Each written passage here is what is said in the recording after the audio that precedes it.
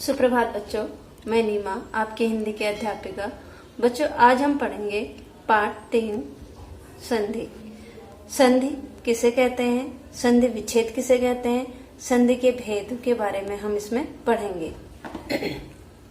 संधि की परिभाषा यानी संधि किसे कहते हैं। वर्णों या ध्वनियों के परस्पर मेल से उत्पन्न होने वाले परिवर्तन को संधि कहते हैं। किन्हें कहते हैं संधि? जब वर्णों या ध्वनियों के आपस में क्या होता है, दोनों का मेल होता है। ध्वनियों का ध्वनियों से मेल होता है या वर्णों का वर्णों से मेल होता है, तो उससे उत्पन्न होने वाला जो उस शब्द में परिवर्तन आता है उसे हम संधि कहते हैं। अर्थात जब दो शब्दों के वर्ण आपस में मिलते हैं, पहले शब्द का अंतिम वर्ण और दूसरे शब्द का पहला वर्ण जब एक साथ मेल होता है उन दोनों वर्णों का, तो उससे क्या बनता है, एक नया शब्द बनता है। इसे क्या कहते हैं, संधि कहते हैं। जैसे शिव प्लस आलय, शिव व अ प्लस आ, तो क्या हो जाएगा, वा, तो हो गया शिवालय। संधि विच्छेद, संधि विच्छेद किसे कहते हैं? संधि विच्छेद का अर्थ है अलग करना। विच्छेद का अर्थ होता है अलग करना। दो वर्णों के मेल से बने शब्द को जब अलग अलग किया जाता है तो उसे क्या कहते हैं, संधि विच्छेद कहते हैं। जैसे है देवानंद, तो क्या हो जाएगा, देव प्लस आनंद। तो यहाँ क्या किया हमने, देवानंद शब्द का क्या किया, विच्छेद किया, तो देव प्लस आनंद हो गया, देवानंद हुआ। रमेश, तो क्या हो गया, विच्छेद करने पर रमा प्लस ईश। अब है संधि के भेद। संधि के कितने भेद होते हैं, 3 भेद होते हैं। संधि के 3 भेद होते हैं, स्वर संधि, व्यंजन संधि और विसर्ग संधि। तो पहला भेद पढ़ेंगे हम स्वर संधि। पहला है स्वर संधि। स्वर संधि किसे कहते हैं? दो स्वरों के परस्पर होने वाले मेल और उनमें होने वाले परिवर्तन को स्वर संधि कहते हैं। स्वर कितने होते हैं आपको पता है, 11 स्वर होते हैं। तो स्वर संधि कहते किसे हैं? जब दो आपस में, दो यानी परस्पर का अर्थ है आपस में, जब दो स्वर आपस में मिलकर एक परिवर्तन ला देते हैं या शब्द में परिवर्तन ला देते हैं तो उसे कहते हैं स्वर संधि। जैसे हिम प्लस आलय, तो क्या हो गया, हिमालय। अ प्लस आ, देखो हिम क्या है, इसका लास्ट वर्ण यानी अंतिम वर्ण क्या है, म, अ का उच्चारण हो रहा है, तो क्या है, अ ध्वनि निकल रही है। आलय, आ हो गया, तो क्या हो जाएगा, हिमालय यानी आ, हिमालय हो गया। रवि प्लस इंद्र हो गया जैसे, तो रविंद्र हो गया, इसका संधि हो गया रविंद्र और विच्छेद हो गया रवि प्लस इंद्र। तो वी, रवि, ई का उच्चारण आ रहा है और यहाँ ई है, तो क्या हो जाएगा, बड़े रविंद्र हो जाएगा। अब देखिए स्वर संधि के 5 भेद, यानी अभी तक हमने पढ़ा संधि के भेद, स्वर संधि, व्यंजन संधि और विसर्ग संधि। अब हम पढ़ रहे हैं स्वर संधि के भेद। स्वर संधि के 5 भेद होते हैं। पहला है दीर्घ संधि, गुण संधि, वृद्धि संधि, यण संधि, अयादि संधि। तो पहला भेद पढ़ेंगे दीर्घ संधि। दीर्घ का अर्थ क्या होता है, बड़ा। तो जब ह्रस्व या दीर्घ, यानी कि ह्रस्व किसको बोलते हैं, आपने पढ़ा होगा पहले शब्द भंडार में कि अ, ई, उ, ये क्या होते हैं, ह्रस्व स्वर होते हैं, और आ, ई, उ ये आपके दीर्घ स्वर होते हैं। तो जब ह्रस्व स्वर व दीर्घ स्वर यानी अ, आ, ई, उ के पश्चात यानी बाद, अगर ह्रस्व और दीर्घ स्वर के बाद उसी स्वर का ह्रस्व या दीर्घ स्वर आए, यानी इसी स्वर का अ, आ, ई, उ आए, तो दोनों मिलकर क्या हो जाते हैं, दीर्घ हो जाते हैं, यानी दीर्घ हो जाते हैं। जैसे देखिए आ हो जाएगा, बड़ी हो जाएगी, बड़ा ऊ हो जाएगा, उसे हम दीर्घ संधि कहते हैं। उदाहरण देखिए, अ प्लस अ तो हो जाएगा आ, यानी सत्य, अ सत्य, अ का उच्चारण हो रहा है, और अ अर्थ, तो दोनों ध्वनियां मिलकर क्या होगी, आ हो गई, यानी सत्यार्थ, आ का उच्चारण आ रहा है तो सत्यार्थ हो गया। वैसे ही अ प्लस आ क्या हो जाएगा, आ हो जाएगा। अगर आपका पहले शब्द का अंतिम वर्ण अ है और दूसरे शब्द का अंतिम प्रथम वर्ण जो है वो आ है, तब भी आपका आ ही होगा। जैसे गज प्लस आनन तो क्या हो गया गजानन। ऐसे यथा प्लस देश, अगर आ यथा आ प्लस आदेश हो जाएगा तो आ प्लस आदेश तो क्या हो जाएगा यथा देश, तब भी आ होगा। ऐसे ही है ई प्लस ई तो क्या हो जाएगा बड़ा ई, यानी दीर्घ हो रहा है। हरि प्लस ईस तो हरि में छोटी ई है और ईस में क्या है बड़ी, तो क्या हो जाएगा आपका बड़ा, बड़ी ई हो जाएगा तो हरीश हो गया। ये महीश्वर हो गया। महीश्वर में क्या होता है विच्छेद करने में मही प्लस ईश्वर, तो यहाँ दोनों ही क्या है आपके वृद्ध संधि है, सॉरी दीर्घ संधि है। बड़ी है यहाँ पे भी मही और ईश्वर में भी क्या है बड़ी है, तो दोनों ही मिलकर यहाँ भी क्या बनाएंगे बड़ी, महीश्वर हो जाएगा। ऐसे ही ऊ प्लस बड़ा ऊ तो क्या हो जाएगा ऊ। लघु प्लस ऊर्मी, ऊर्मी है तो क्या हो जाएगा छोटा ऊ और बड़ा ऊ मिलकर हो जाएगा बड़ा ऊ, तो हो जाएगा लघुर्मी। ऐसे भुजा भूर्जा हो गया। भूर्जा में भू क्या है बड़ा ऊ है और ऊर्जा, ऊर्जा में भी बड़ा ऊ है, तो हो जाएगा दोनों बड़े ऊ मिलके क्या हो जाएंगे बड़ा ऊ, तो दीर्घ हो जाएगा। तो ये हो गया आपका दीर्घ संधि। अब है दूसरा गुण संधि। गुण संधि किसे कहते हैं, जब अ स्वर के बाद ई आए तो ए हो जाता है। अगर अ स्वर के बाद क्या आ रहा है ई और बड़ी ई आ रही है तो उसका क्या हो जाएगा ए।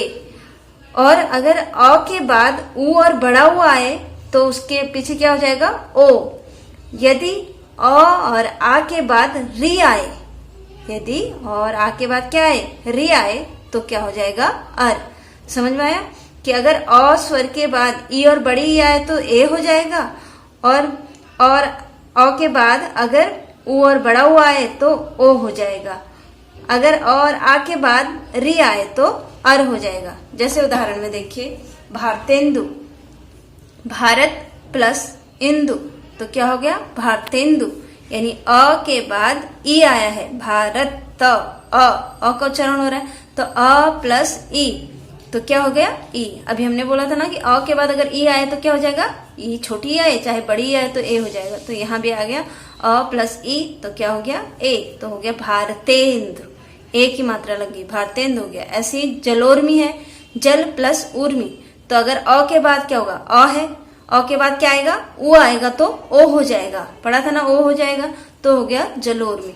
ऐसी सप्तर्षि है, सप्त प्लस ऋषि तो सप्तर्षि हो जाएगा, यानी सप्त अ प्लस री तो क्या हो जाएगा अर, यहाँ हुआ अर तो हो गया सप्तर्षि, यानी आधा र आ गया और अ का उच्चारण हुआ अर सप्तर्षि।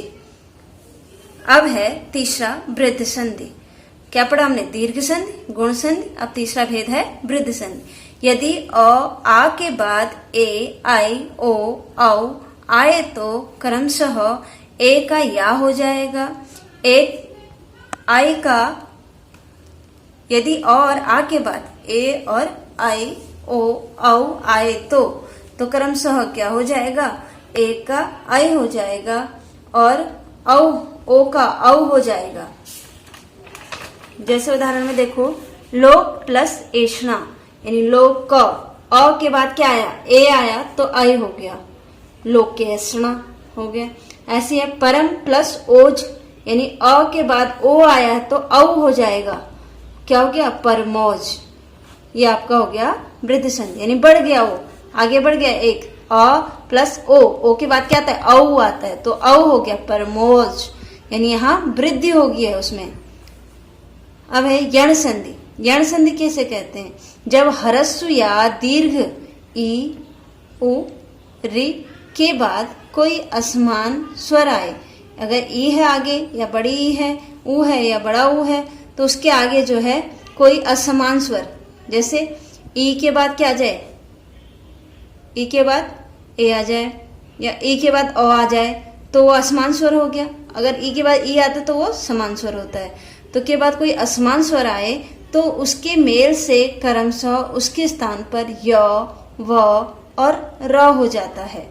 जैसे यदि प्लस अपि, यदि ई आ रहा है और इसका असमान स्वर क्या आया अ, तो क्या हो जाएगा, कह रहे हैं यदि ई के बाद असमान स्वर आए यानी अ आया है असमान स्वर, तो उसका क्या हो जाएगा, य हो जाएगा, जैसे यद्यपि।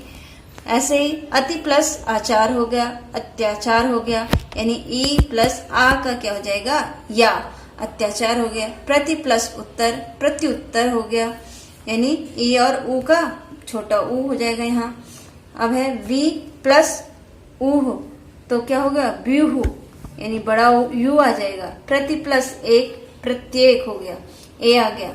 अनु प्लस अर्थ, तो यहाँ क्या हो गया, अनवर्थ, यानी अनु प्लस अर्थ का क्या हो जाएगा, ऊ प्लस ऊ, अ, यानी ऊ क्या है, ऊ स्वर के बाद क्या आ रहा है, असमान स्वर आ रहा है, तो ऊ के बाद अगर अ आए तो व हो जाएगा, तो क्या हो गया, अनवर्थ।